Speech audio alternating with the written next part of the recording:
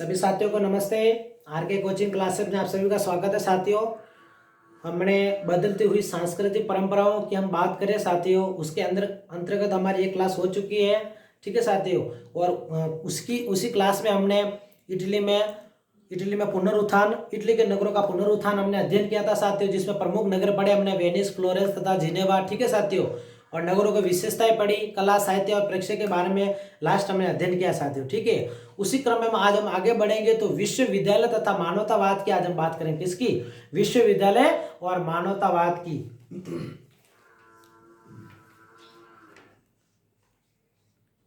विश्वविद्यालय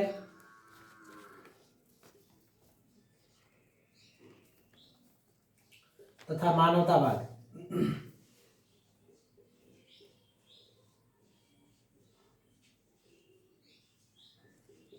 विश्वविद्यालय और मानवतावाद की बात करते हैं साथियों हम सर्वप्रथम। ठीक है, तो मानवतावाद क्या है साथियों? मानवतावाद साथियों पुनः जागरण का स्वरूप है। क्या है? पुनः जागरण का मानवतावाद स्वरूप है। क्या है? पुनः जागरण का स्वरूप है।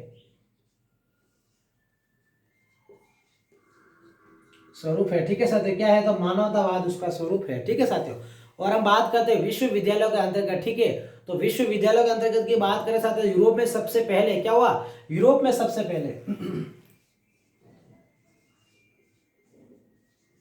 यूरोप में सबसे पहले क्या होता साथियों? यूरोप में सबसे पहले, तो यूरोप में सबसे पहले विश्वविद्यालय इटली के शहरों में स्थापित हुए। कहां हुए? तो साथियों इटली के शहरों में। कहां? इटली के शहरों में स्थापित हुए थे। ठीक है साथियों, यूरोप में सबसे पहले विश्वविद्यालय इटली के शहरों में स्थापित हुए थे। ठीक है साथियों, ये बात हो गई। और 11वीं शताब्दी, कब? 11वीं शताब्दी में 11वीं शताब्दी से पादुआ तथा बोलोनिया। क्या है? पादुआ। 11वीं शताब्दी में पादुआ और बालोनिया। ठीक है साथियों,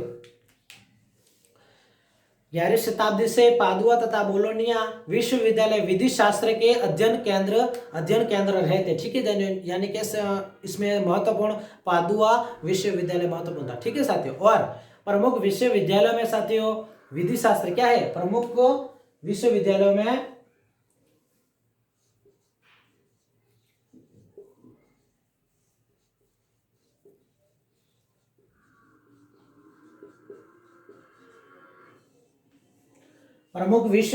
साथियों प्रमुख विश्वविद्यालय में विधि शास्त्र क्या है? विधि शास्त्र यानी कानून। क्या है? विधि शास्त्र, कानून। विधि शास्त्र, कानून का अध्ययन सर्वाधिक महत्वपूर्ण विषय बन गया था। ठीक है साथियों, इसके कुछ महत्वपूर्ण कारण भी थे साथियों। तो कारण की हम बात करें, सर्वप्रथम नंबर 1 कारण की, तो नगरों में व्यापारिक वाणिज्यिक क्रियाकलापों हेतु वकीलों और नोटरी की आवश्यकता उस समय बहुत हुआ करती थी। ठीक है साथियों, किसकी? वकीलों और नोटरी की आवश्यकता होती थी। और दूसरी बात करें हम, तो कानून का अध्ययन रोमन संस्कृति के संदर्भ में शुरू किया गया। किसके संदर्भ में शुरू किया गया साथियों? तो कानून का अध्ययन रोमन संस्कृति के संदर्भ में शुरू किया गया था। ठीक है साथियों, और नंबर 3 की बात करेंगे हम, तो पेटार्क कौन?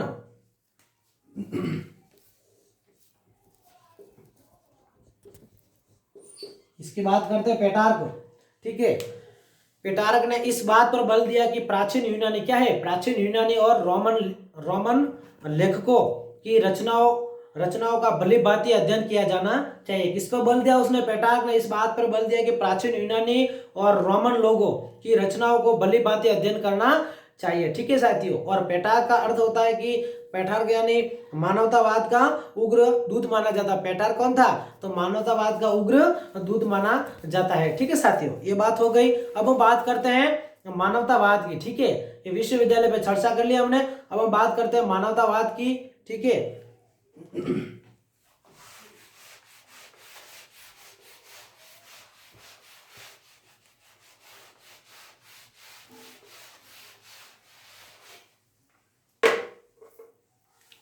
तो मानवतावाद की बात करें साथियों सर्वप्रथम तो 15वीं शताब्दी, कब 15वीं शताब्दी से प्रारंभ होता है ये सर, ठीक है साथियों, 15वीं शताब्दी, 15वीं शताब्दी से बात करते हैं हम, तो 15वीं शताब्दी के प्रारंभ में मानवतावादी उन शब्द अध्यापकों के लिए प्रयुक्त होता, किसके लिए होता मानवतावादी शब्द उन अध्यापकों के लिए, किसके लिए अध्यापकों के लिए,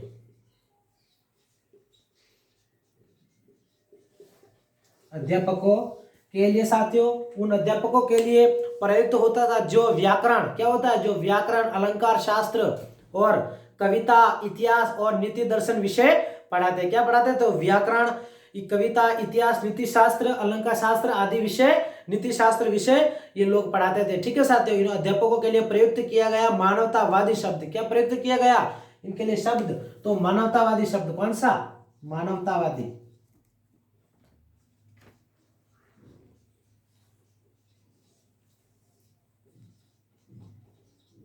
मानवतावादी शब्द प्रयुक्त किया गया साथियों, ठीक है। ये अध्यापक क्या करते हैं साथियों, तो कविता, इतिहास, नीति दर्शन और व्याकरण, अलंकार जैसे विषय पढ़ाते थे, ठीक है साथियों। और ये विषय धार्मिक नहीं थे, क्या थे, ये विषय धार्मिक नहीं थे, परंतु उस पर कौशल पर बल देते थे, क्या देते, कौशल पर बल देते साथियों। और जो व्यक्ति चर्चा और वाद विवाद से विकसित करता है, क्या करता, जो व्यक्ति चर्चा और वाद विवाद से विकसित करता था, और इन क्रांतिकारी विचारों ने अनेक विश्वविद्यालयों का ध्यान आकर्षित किया, क्या क्या इन क्रांतिकारी विचारों ने अनेक विश्वविद्यालयों का ध्यान आकर्षित किया। और फ्लोरेंस क्या है साथियों, फ्लोरेंस की बात हमने पिछले वीडियो में भी करी थी, फ्लोरेंस धीरे धीरे एक प्रसिद्ध विश्वविद्यालय बन गया, क्या बन गया, फ्लोरेंस एक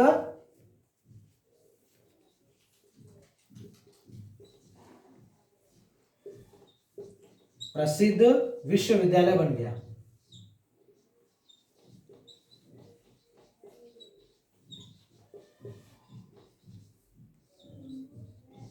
फ्लोरेंस एक प्रसिद्ध विश्वविद्यालय बन गया धीरे धीरे, ठीक है साथियों, ये बात हो गई। और वह इटली के सबसे जीवंत बौद्धिक नगर के रूप में जाने लगा, ठीक है साथियों। और फ्लोरेंस नगर की प्रसिद्धि में दो व्यक्ति का प्रमुख हाथ था, किसमें, फ्लोरेंस नगर की प्रसिद्धि में दो व्यक्तियों का हाथ था, उन दो व्यक्तियों का नाम है साथियों दाते और जाटा, क्या है, दाते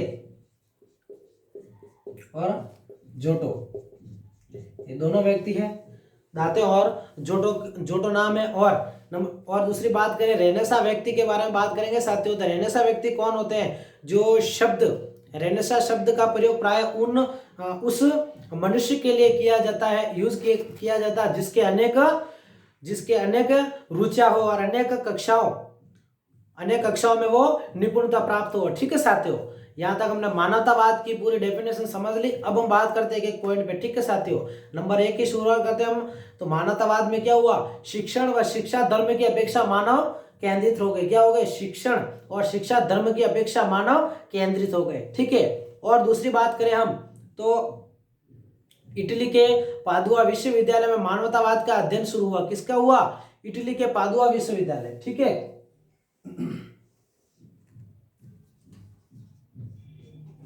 इटली के पादुआ विश्वविद्यालय क्या है,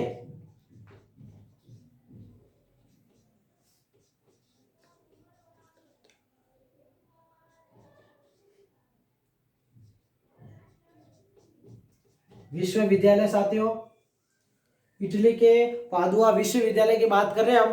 तो पादुआ में मानवतावाद का अध्ययन शुरू किया, किसका अध्ययन किया गया, तो मानवतावाद का अध्ययन शुरू किया गया था साथियों। और फ्लोरेंस इटली का सबसे बड़ा बौद्धिक नगर एवं कलात्मक कृत्यों का सर्जन का केंद्र बन गया, क्या बन गया।